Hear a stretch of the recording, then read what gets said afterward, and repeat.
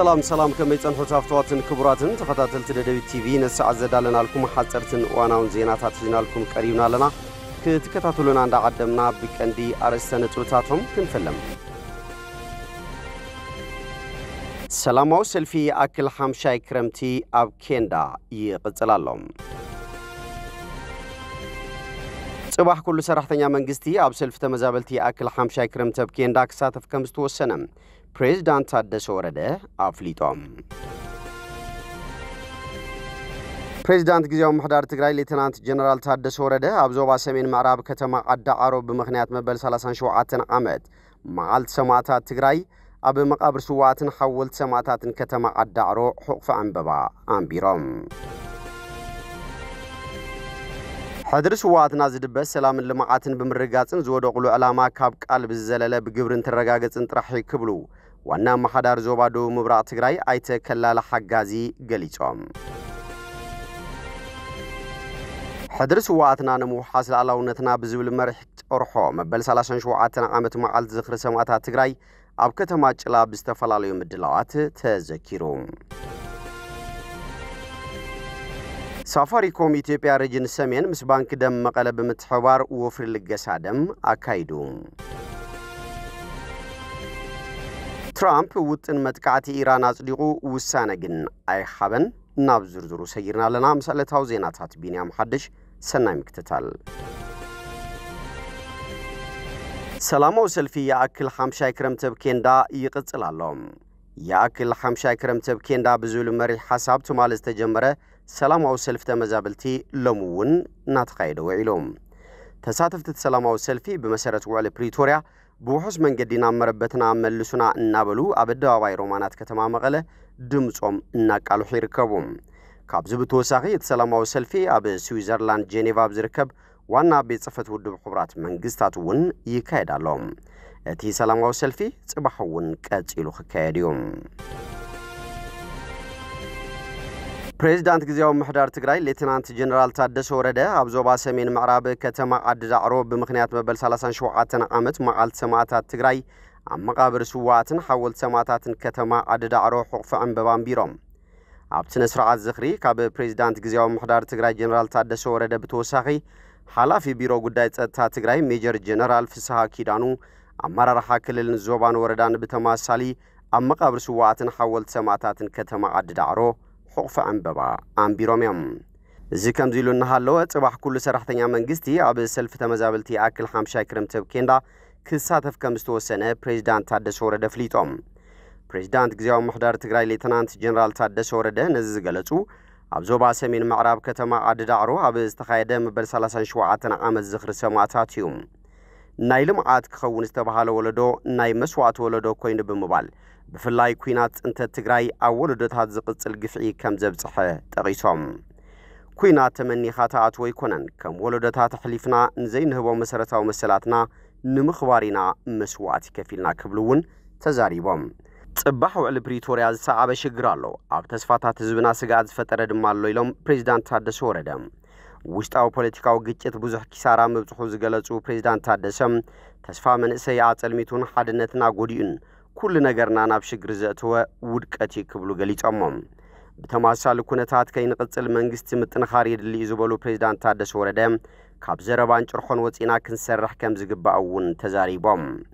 دليتو عينت بوليتيكا ما أخلو تقراي كخون أجنزيبا مالو تقراي دما تفكر كتكون على وايلهم أب تقراي بحالي أتكن مفتاح زخل مغنياتي اللي نزبلو بريزيدنت تادسو وردم عفلالات بسلامة ومن قد خفتحو كم زقبا أون تزاريبهم نتأجمات بحيلات كمفتاح نهلونا نام كبرنا عن تاريخنا حدقا كمخان زتقمو نجر كم زي اللونيهم وسيخو مابريهم حتى تمزابلتي حتى كل تقراين منجست تقراين يزولو بريزيدنت تادسو وردم صباح كل سرحتنيا منجستي عبد سلف تمزابلتي كساتف كم زقبا أون أتحساسيوهم حدرس وعطنا زد بسلام لمعاتن بمرقاقاتن زودو قلو علاما كاب قلب الزلالة بقبري انت الرقاقاتن ترحي كبلو وانا محدار زوبادو مبراق تقراي ايتا كلالي حقا زقاليتهم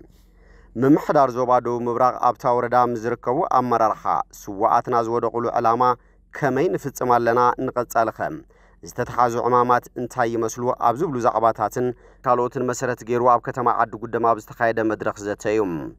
ኣብቲ መድረኽ ተረኺቦም መኽፈቲ ዘረባ ዘስምዑ ዋና መሓዳሪ ዞባ ደቡብ ምብራቕ ትግራይ ኣይተ ከላለ ሓጋዚ ሕድሪ ስዋዕትና ዝድበስ ሰላምን ልምዓትን ብምርግጋጽን ዝወደቑሉ ዕላማ ካብ ቃል ብዝዘለለ ብግብርን ትረጋገጽን ጥራሕ ክብሉ ገሊጾም ካብ ላዕሊ ክሳብ ታሕቲ ዝርከብ ኩሉ ኣመራርሓ ዞባ ደቡብ ምብራቕ ዕላማ ስዋዕትን ምዕዋት ብግዜ የለነ መንፈስ ብቆራጽነት ክሰርሕ እውን ኣይተ ከላሊ ጻውዒት ተቕሪቦም ሕድሪ ስዋዕትና ንይምሰል ዘይኮነስ ምእንተ ንዓና ንዓዶምን ኢሎም ንዕላማ ዝተሰውኡ ስለ ዝኾኑ ዝያዳ ሓድነትና ስጢምና ተግባራዊ ስራሕ እንሰርሓሉን ቃልና ንፍጽመሉን ክኸውን ኣለዎ ዝበላ ድማ ሓላፊት ቤት ጽሕፈት ውድብ ሕወሓት ዞባ ደቡብ ምብራቕ ትግራይ ወይዘሮ ፀሓይ ኣያሌውየን እቲ መድረኽ ምክክር ናብ ጣብያታት ወሪዱ ዘተ ከም ዝግበረሉ እውን ተገሊጹሎም ሕድሪ ስዋዕትና ንምውሓስ ላዕላውነትና ብዝብል መሪሕ ጭርሖ መበል 37 ዓመት መዓልቲ ዝኽሪ ሰማዕታት ትግራይ ኣብ ከተማ ጭላ ብዝተፈላለየ ምድለዋት እውን ተኸቢሩሎም ኣመሓዳሪ ወረዳ ጭላ ኣይተ ተኽላይ ፍስሓ ኣብዚ ዝኽሪ ብስውእ ተጋዳላይ መለስ ዜናዊ ዝተሰየመ መዘክር ሓወልቲ ሰማዕታት ምምራቑ ቀጻሊ መርኣያ ልምዓትን ሰላምን ስለ ዝኾነ ኩሉ ሰማዕታት ክዝክር ከም ዝግባእ እውን ገሊጾም ኣመሓዳሪ ዞባ ማእኸል ኣይተ ሽሻይ ግርማይ ብወገኖም ትግራይ ውሑስ ሰላምን ዳግመ ህንጸትን ብምቅልጣፍ ዝደልደለ ቁጠባዊ ምዕባለን ምህናጽ ኣብ ቅነ ሰማዕታት ዳግም ቃል ኣቲና ቀጻሊ ኣንፈት ሰላማውን ዴሞክራሲያውን ቃልሲ ብምሕያል ውዕሊ ፕሪቶሪያ ብምልእነት ክትግበር ክንሰርሕ ይግባእ ክብሉ ገሊጾም ኣብቲ ስነ ስርዓት ብኣርሚ 35 ኮር 351 ዝተሰርሐ ሓወልቲ ሰማዕታት ሓዊሱ ሰመትከል ዘርእስታ ውዕሎን ስርዒትን ቅያን ተጋድልቲ ትግራይ ተዘንቱ ኣስታት 285 ገጽ ዘለዋ ታሪኻዊት መጽሓፍ ብላዕለዎት ኣመራርሓ ሰራዊት ትግራይ እውን ንምርቓ በቂዓ እታ መጽሓፍ ድማ ብኣርሚ 35 ኮር 351 ማለት እውን ኮር መለስ ዝተዳለወት ኮይና ኣብ ታሪኽ ድማ ስውእቲ ተጋዳሊት ኣደይ ኣለማሽ ተኽሉ ብፍሉይ ዘዘንቱን መጽሓፍ ፈለማነት ብሄረ ኮረንሾ ታሪኽን ቅያን ሰራዊት ትግራይ ዝተኻተተሉ ታሪኻዊ መጽሓፍ ኮይና ብተጋዳላይ ብርሃነ ተኽለ ሓንስን ብተጋዳላይ ዮናስ ገብረ ጻድቅን ዝተዳለወት እያ ኣዛዝታ ኮር ተጋዳላይ ገብረ ሓንስ ኪሮስ መንሰይ ትግራይ ሰርሖ ቅያን ውዕሎን ብዝግባእ ተሰኒዱ ናብ ቀጻሊ ወለዶ ክሓልፍ ክንሰርሕ ይግባእ ዝበሉ ኮይኖም ትግራዋይ ኣብ ክልል ሓድነት ብፍሉይ ምስራሕ ከም ዝጠልብ እውን ገሊጾም እዮም ኣብቲ እዋን ዓዲ ምስ ብዙሕ ጸገማ ኣብ ዝበፂሓ እያ ዝበሉ ኣብቲ መድረኽ ዝተረኸቡ ኣዛዚ ምዕራብ ግንባር ጀነራል ምግበይ ሓይለ ድሕሪ ሕጂ ድማ እዞም ጸገማት ንምእላይ ምስ መንእሰይ ወለዶ ብስጡም ክንሰርሕ ኢና ክብሉ ተዛሪቦም ሓርያና ሰላም እዩ ዝበሉ ጀነራል ምግበይ ሓይለ ነዚ ሙሉእ ብምግባር ክሳብ ሕጂ ብሄራዊ ህልውናና ንምውሓስ ኣብ ሓድነትና ሰሚርና ክንሰርሕ ይግባእ ኢሎም መዓልቲ ሰማዕታት ትግራይ ንኹሉ ትግራዋይ ዘተኣኻኽብ ክቡር መዓልቲ እዩ ድሕሪ ምባል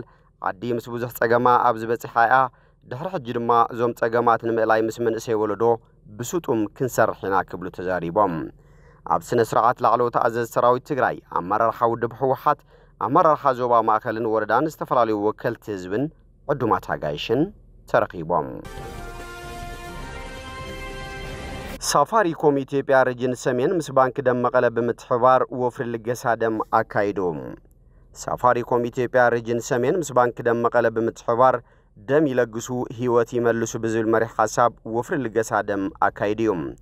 ኣብ ሳፋሪኮም ሪጅን ሰሜን ሓላፊ ዝምድናታት ኣይተ መሓሪ ገብረስላሰም ትካሎም ምስ ባንክ ደም መቐለ ብምትሕባር ካብ ዕለት 12 ክሳብ 16 ዝጸንሕ ወፍሪ ልገሳ ደም የካይድ ከም ዘሎ ዝሓበሩ ኮይኖም ኣብዚ ወፍሪ ሓለፍቲ ኣብያተ ዕዮ ትግራይ ዝክርከቡ ትጽቢት ከም ዝተገበረ እውን ገሊጾም ከባቢ 200 ኣመራርሓን ሰራሕተኛታትን ትካሎም ድማ ደሞም ኣብ ምልጋስ ከም ዝርከቡ ሓቢሮም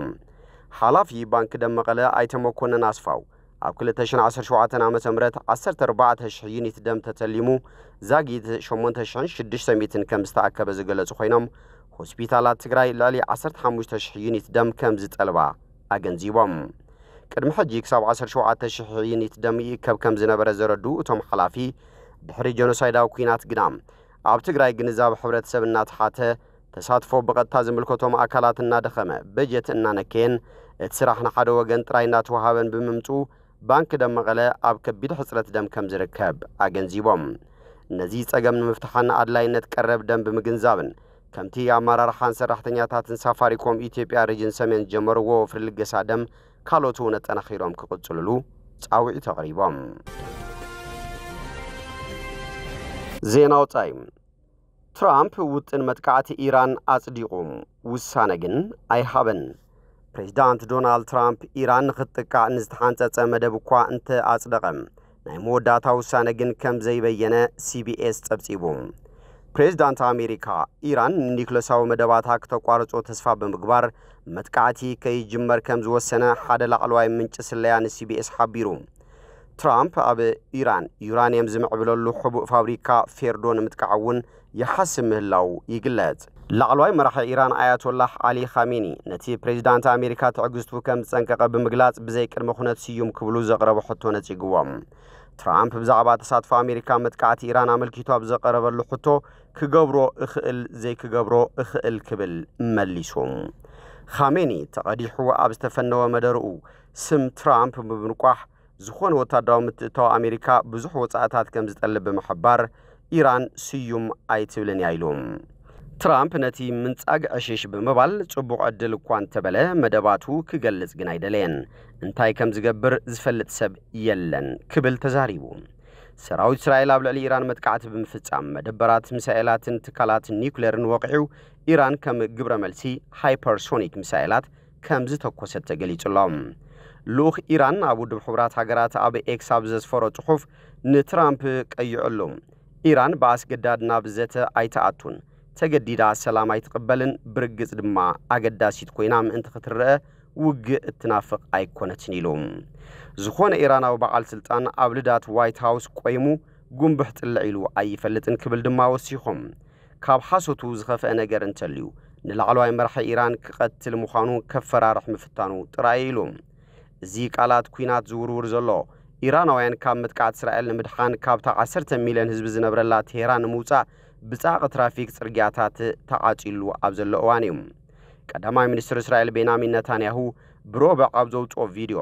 ሓይልታት ሃገሩ መደበራት ንኒውክሌር ባላስቲክ ሚሳኤላት ኢራን ከስዕብዎን ዝኽእሉ ሓደጋታትን ምውጋድ ደረጃ ብደረጃ ይግስግስለው ክብል ገሊጾም ሰማያት ቴህራን ንቆጻጸሮ ኣለና ንስርዓት አያቶላህ ብዘገርም ሓይሊ ንወቅዖ ኣለና ንመደበራት ኒውክሌር ሚሳኤላት ዋና ቤት ጽሕፈትን ትእምርቲ ናይት ስርዓትን ዝኾኑን ንወቅዖም ኣለና ክብል ገሊጾም ጸሓፊ ምክልኻል ትራምፕ ፒት ሄግሰት ንሽማግለ ሰኔት ኣብ ዝሃቦ መግለጺ ፔንታጎን ትራምፕ ንዝህቦ ዝኾነ ይኹን ትእዛዝ ንምፍጻም ድሉ ምዃኑ ገሊጾም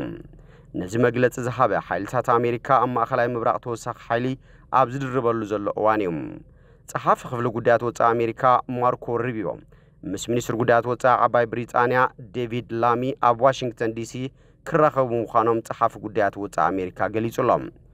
አሜሪካ ነቲ ኣብ ዲየጎ ጋርሲያ ወይ ቆጵሮስ ዝርከብ ወታደራዊ ማዓስከር ዓባይ ብሪጣንያ ንመጥቃዕቲ ኢራን ክትጥቀመሉ ወጋዑ ሕቶ ከም ዘቕረበት እናተገለጸ እዩ ካብዞም ዝተጠቐሱ ቦታታት ነቂላ መጥቃዕቲ ክትፍጽም እንተሓሲባ ንመሻርክታ ዝኾነት ብሪጣንያ ክትሕብራ ምዃና ሩድኡ እዩ ሓደ ብሪጣንያ ምንጪ ኣብ ዋሽንግተን ኩሎም ኣማራጽታት ኣብ ጠረጴዛ ከም ዝርከቡ እሙን እኳ እንተኾነ ሙሉእ ስለ ዕላማ አሜሪካ ግን ንጹር ከም ዘይኮነ ገሊጾም ኣብ ኢየሩሳሌም ዝርከብ ኤምባሲ አሜሪካ ኣብ እስራኤል ዝርከቡ ዜጋታቱ ናይ ምውጻእ ውጥን ብሮብዕ ኣውጽዩ ክንደይ አሜሪካውያን ክወጹ ከም ዝደልዩን ሰራዊት አሜሪካ ኣብቲ መስርሕ ምውጻእ ክሕግዝ ድዩ ግን ግልጺ ኣይገበረን